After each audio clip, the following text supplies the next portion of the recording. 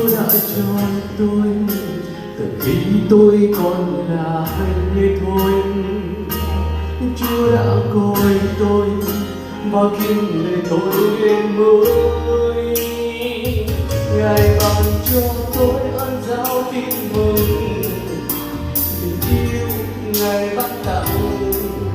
Tại đây cô ta chịu hy sinh cho người dân của Chúa, người thề tình yêu của Chúa muôn đời.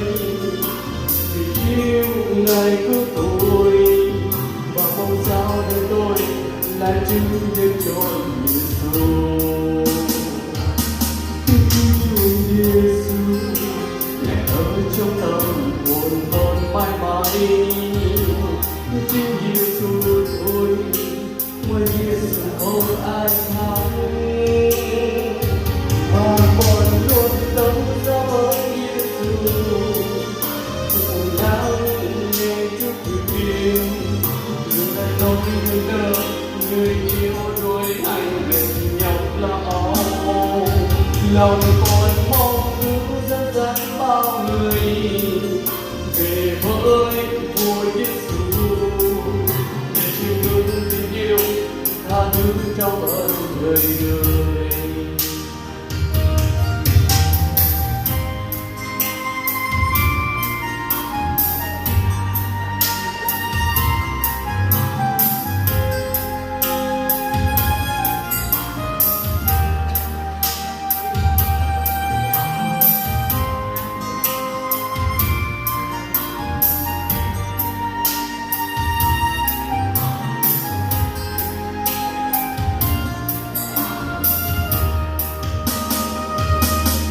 Nếu mò được cao cảm ơn lặng cầu tôi sẽ đây đến.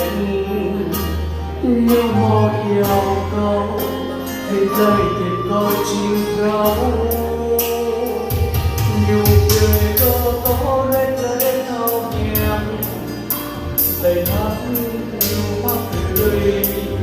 Bởi vì cô ta sang tay định ngờ tình đôi trước nhiều. Vì bờ tây thắm có dáng nhà nào, nhiều khác hàng cách hậu. Chẳng mang có chim ô ngã không xem với Giêsu.